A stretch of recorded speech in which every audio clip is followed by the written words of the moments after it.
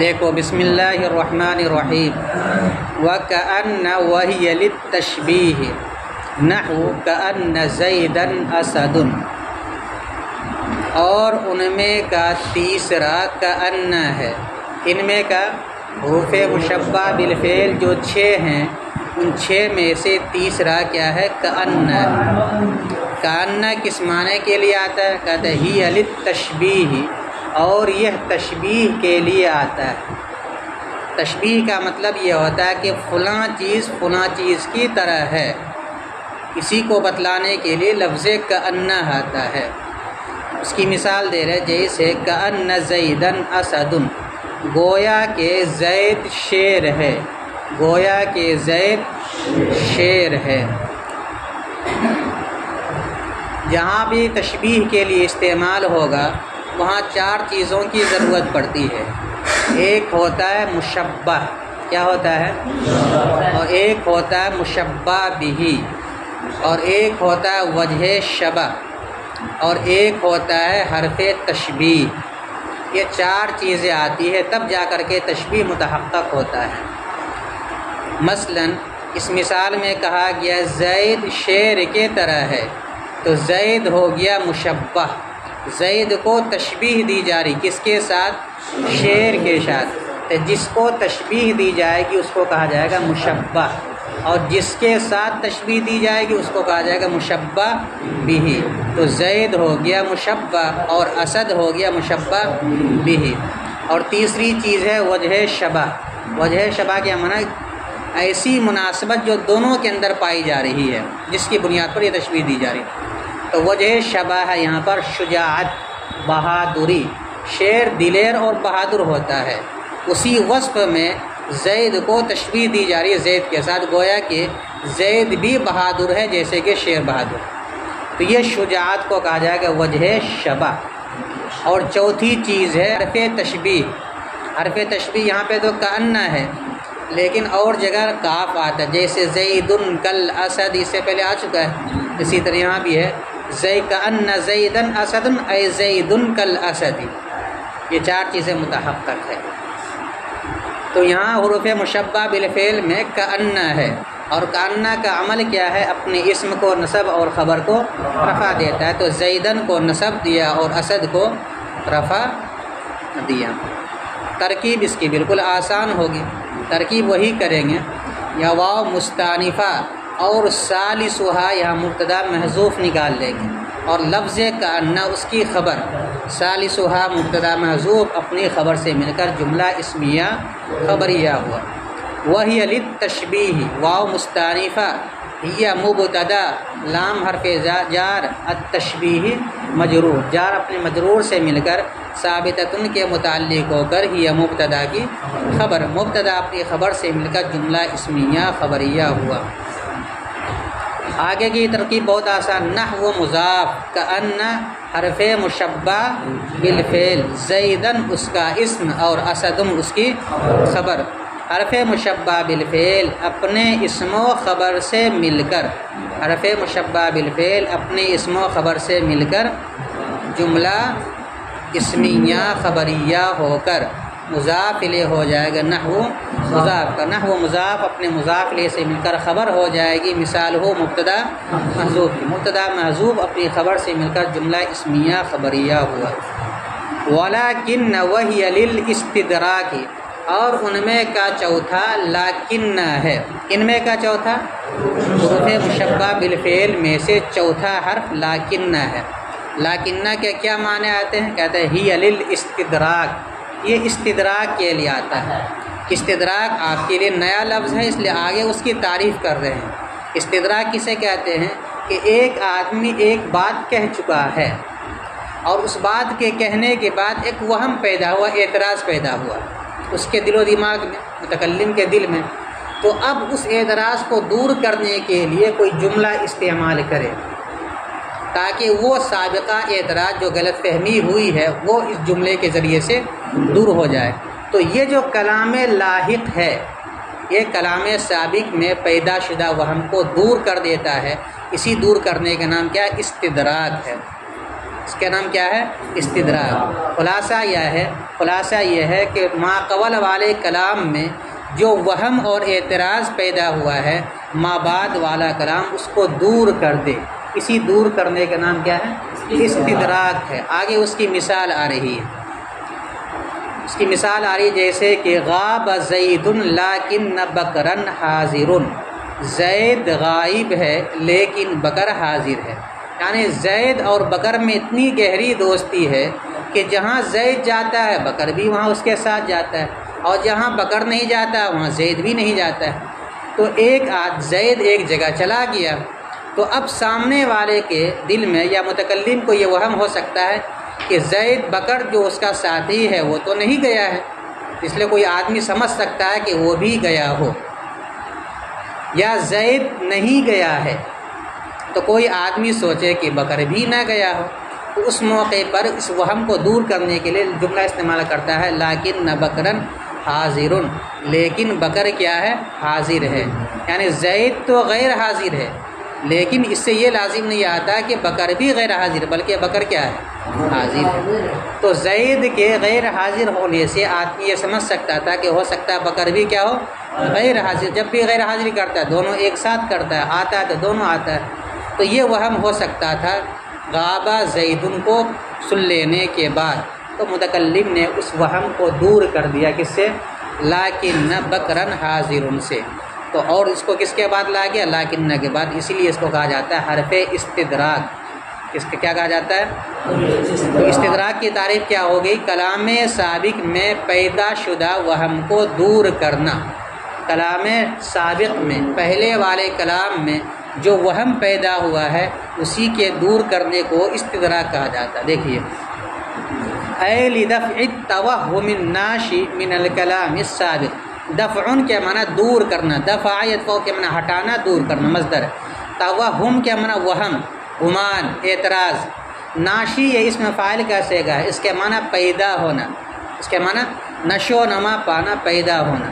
اب ترجمہ ہوگا پیدا ہونے والے وہم کو دور کرنے کے لیے، پیدا ہونے والے وہم کو دور کرنے کے لیے۔ کس میں پیدا ہوا یہ وہم؟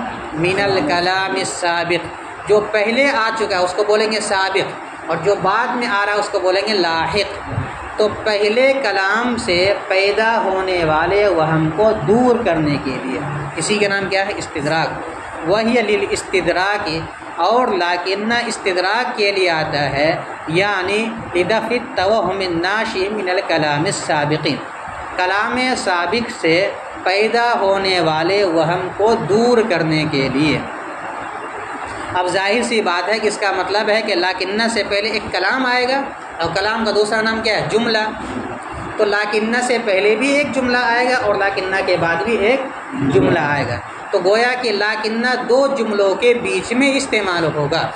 تو یہ جو دو جملہ ہے اس کا آپس میں مفہوم کے اعتبار سے الگ الگ ہونا ضروری ہے۔ کیسا ہونا ضروری ہے؟ الگ الگ ہونا۔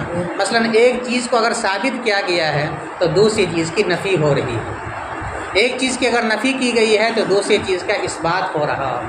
مفہوم کے اعتبار سے، لفظ کے اعتبار سے دونوں کا الگ الگ ہونا ضروری نہیں ہے، معنی کے اعتبار سے دونوں جملے کے درمیان فرق ہونا چاہیے، تب نہ استدراک کے لیے ہوگا۔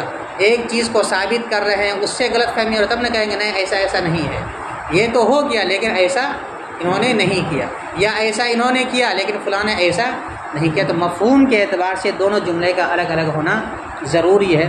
اس مفہوم کے الگ الگ ہونے کو بتلانے کے لیے انہوں نے 3 مثالیں دی ہیں۔ پہلے دیکھیے، وَلِهَذَا لَا تَقَعُ إِلَّا بَيْنَ الْجُمْلَتَيْنِ اللَّتَيْنِ تَكُونَانِ مُتَغَائِرَتَيْنِ بِالْمَفْهُومِ، اسی وجہ سے، کس وجہ سے؟ کہ چونکہ لیکن کلام سابق سے پیدا ہونے والے وہم کو دور کرتا ہے، تو پتہ یہ چلا کہ لیکن سے پہلے ایک جملہ ہوگا اور لیکن کے بعد بھی ایک جملہ ہوگا، اس لیے کہتے ہیں کہ لیکن، اسی وجہ سے ہم نے کہا لیکن نہیں آتا ہے، لا تقع نہیں آتا ہے، مگر ایسے دو جملوں کے درمیان جو دونوں جملے مفہوم کے اعتبار سے الگ الگ ہوں، اور اسی وجہ سے لیکن نہیں آتا ہے الا بین الجملتین اللتین مگر ایسے دو جملوں کے درمیان تکونان متغایرتین بالمفہوم جو مفہوم کے اعتبار سے کیا ہو الگ الگ ہو، لفظ کے اعتبار سے الگ الگ ہونا ضروری۔ لفظ کے اعتبار سے مطلب یعنی پہلا جملہ مثبت ہو دوسرا جملہ منفی ہو، یا پہلا جملہ منفی ہو دوسرا جملہ مثبت ہو، اس اعتبار سے الگ الگ ہونا ضروری نہیں ہے، معنی کے اعتبار سے الگ الگ ہو جانا کافی ہے۔ مثال دیتے ہیں جیسے غاب زید لیکن بکرن حاضر، زید غائب ہے لیکن بکر حاضر ہے۔ تو دیکھیے غاب فعل مثبت ہے یا فعل منفی ہے؟ فعل مثبت ہے، اس لیے کہ حرف نفی اس کے شروع میں نہیں ہے، ما اگر رہتا تو فعل منفی ہوتا۔ اور اسی طریقے سے یہ گویا کہ جملہ مثبتہ ہے غاب زید، اور بکرن حاضر یہ کون سا جملہ مثبتہ یا منفی ہے؟ یہ بھی مثبتہ ہے، تو دونوں جملہ مثبت ہے لیکن معنی میں دونوں میں فرق ہے۔ غابہ کا مطلب نہیں آیا اور حاضر کا مطلب آیا، تو مفہوم کے اعتبار سے دونوں میں فرق ہے نا، مفہوم کے اعتبار سے ایک مثبت ہے اور معنی اور مفہوم کے اعتبار سے دوسرا منفی ہے، لیکن لفظ کے اعتبار سے پہلا مثبت دوسرا منفی ایسا نہیں ہے، تو مفہوم کے اعتبار سے فرق ہونا کافی ہے۔ جیسے کہ زید غیر حاضر ہے لیکن بکر حاضر، تو یہاں دیکھیے لاکنہ سے پہلے ایک جملہ ہے غاب زید، اور لاکنہ کے بعد دوسرا جملہ بکرن حاضر۔ زید غاب زیدن سے جو وہم پیدا ہوا کہ زید کے ساتھ ہمیشہ بکر رہتا ہے، ہو سکتا ہے وہ بھی نہیں آیا ہو، اس وہم کو لاکنہ نے لا کر کے دور کر دیا کہ لاکنہ بکرن حاضرون، بکرن حاضرون نے آ کر کے اس جملے کو کیا کر دیا، وہم کو دور کر دیا۔ دوسری مثال ما جاءنی زید لیکن عمرا جاءنی، میرے پاس زید نہیں آیا لیکن میرے پاس عمر آیا، میرے پاس زید نہیں آیا لیکن عمر آیا۔ یہاں پر جو واقع پہلا جملہ منفی ہے دوسرا جملہ مثبت، تو مفہوم کے اعتبار سے دونوں کیا ہو گیا، الگ الگ ہو گیا۔ ما جاءنی زید میں وہی بات کہی جائے گی، زید میرے پاس نہیں آیا تو کوئی سمجھنے والا سمجھ سکتا تھا کہ عمر بھی اس کے ساتھ نہ آیا کیونکہ دونوں کی گہری دوستی ہے، تو اس وہم کو دور کر دیا، نہیں ایسا نہیں ہے، عمر آیا ہے زید نہیں آیا، ٹھیک ہے۔ یا مثال کے طور پر ایک اور جملہ کہ دونوں لفظ کے اعتبار سے تو منفی ہو لیکن معنی کے اعتبار سے ایک مثبت، مثلا کہیں گے ما سافر زید لیکن بکرن لم یقم، زید نے سفر نہیں کیا لیکن بکر بھی مقیم نہیں ہے، بکر مقیم نہیں ہے مطلب کیا، بکر نے سفر کیا، تو ما سافر زید یہ تو مثبت منفیہ جملہ ہے، ٹھیک ہے۔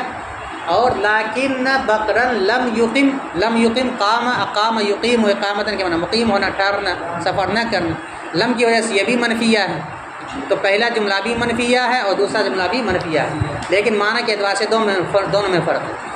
زید نے سفر نہیں کیا مطلب وہ نہیں گیا، بکر مقیم نہیں ہے مطلب سفر کیا، تو ایک تو سفر کیا دوسرا سفر نہیں کیا، تو یہاں پر بھی لاکنہ کا استعمال کرنا صحیح ہو جائے گا۔ تو خلاصہ یہ ہے کہ لاکنہ ایسے دو جملے کے درمیان استعمال کیا جائے گا جن میں سے معنی کے اعتبار سے دونوں جملے کے درمیان فرق ہونا چاہیے، ایک مثبت ہو اور دوسرا منفی ہو، ایک میں کسی چیز کو ثابت کیا گیا ہو تو دوسرے جملے میں اس کی نفی کی گئی۔ لفظ کے اعتبار سے مثبت منفی کے اعتبار سے فرق ہونا ضروری نہیں ہے۔ دیکھو اور لاکنہ، اور یہ استدراک کے لیے آتا ہے، یعنی کلام سابق سے پیدا ہونے والے وہم کو دور کرنے کے لیے آتا ہے، اور اسی وجہ سے نہیں آتا ہے لاکنہ مگر ایسے دو جملوں کے درمیان جو دونوں جملے مفہوم کے اعتبار سے الگ الگ ہو، جیسے کہ غاب زید لیکن بکرن حاضر، زید غیر حاضر ہے لیکن بکر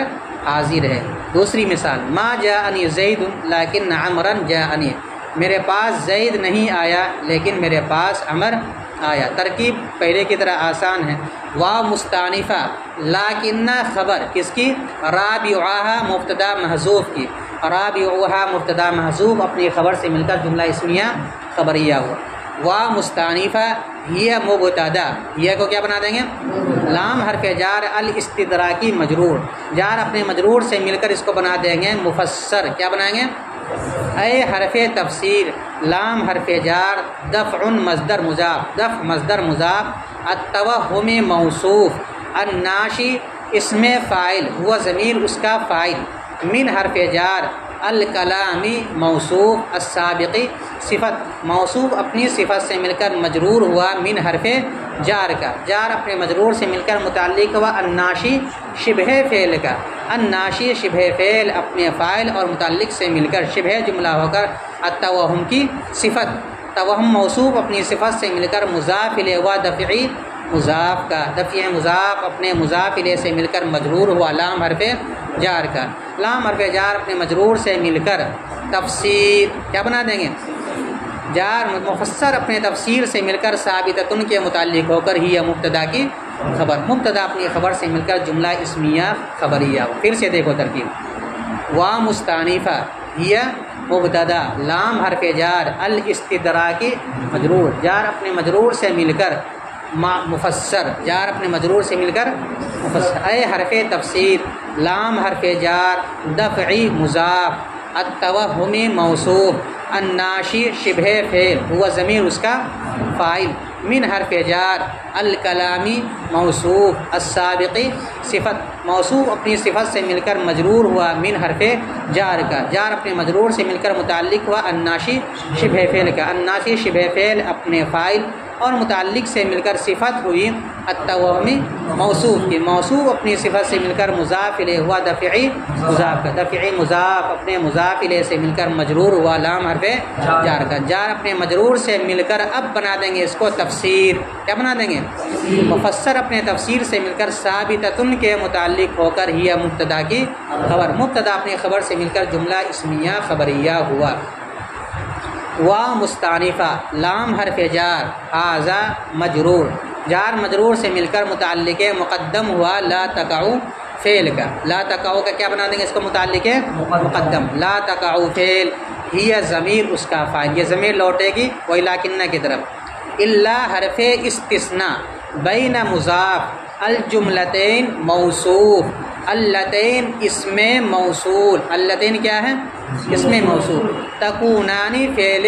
ناقص، تکونانی فعل ناقص، ہما ضمیر اس کا اسم، متغایرتین شبہ فعل، ہما ضمیر اس کا فاعل، اور با حرف جار المفہومی مجرور، جار اپنے مجرور سے مل کر متعلق ہوا متغایرتین شبہ فعل کا، متغایرتین شبہ فعل اپنے فاعل اور متعلق سے مل کر شبہ جملہ ہو کر تکونانی کی خبر، تکونان فعل ناقص اپنے اسم و خبر سے مل کر جملہ فعلیہ ہو کر اللتین کی، اللتین کا صلہ موصول اپنی صلہ سے مل کر صفت ہوا الجملتین موصوف کا، موصوف اپنی صفت سے مل کر مضاف الیہ ہوا بین مضاف کا، بین مضاف اپنے مضاف الیہ سے مل کر مستثنی مفرغ ہو کر مفعول فی ہوا لا تقعوا فعل کا، لا تقعوا فعل اپنے فاعل مفعول فی اور متعلق مقدم سے مل کر جملہ فعلیہ خبریہ ہوا، لا تقعوا فعل اپنے فاعل مفعول فی اور متعلق مقدم سے مل کر جملہ فعلیہ خبریہ ہوا۔ مثال کی بھی ترکیب بہت آسان ہے، مثل و مضاف غاب فعل زید اس کا فاعل، فعل اپنے فاعل سے مل کر جملہ فعلیہ ہو کر مستدرک، کیا بنائیں گے اس کو مستدرک، لیکن حرف مشبہ بالفعل، لیکن حرف مشبہ بالفعل برائے استغراق، برائے استدراک، بکرن اس کا اسم حاضرن اس کی خبر، حرف مشبہ بالفعل اپنے اسم و خبر سے مل کر مستدرک، زید غاب زیدن، اچھا دیکھو مثل مضاف غاب فعل زیدن فاعل، فعل اپنے فاعل سے مل کر جملہ فعلیہ ہو کر مستدرک منہ، کیا بنائیں گے اس کو مستدرک، لیکن حرف مشبہ بالفعل برائے استغراق، بکرن اس کا اسم اور حاضر اس کی خبر، حرف مشبہ بالفعل اپنی اسم و خبر سے مل کر جملہ فعلی جملہ اسمیہ ہو کر مستدرک، مستدرک اپنے مستدرک منہ سے مل کر کے معطوف علیہ، کیا بنا دیں گے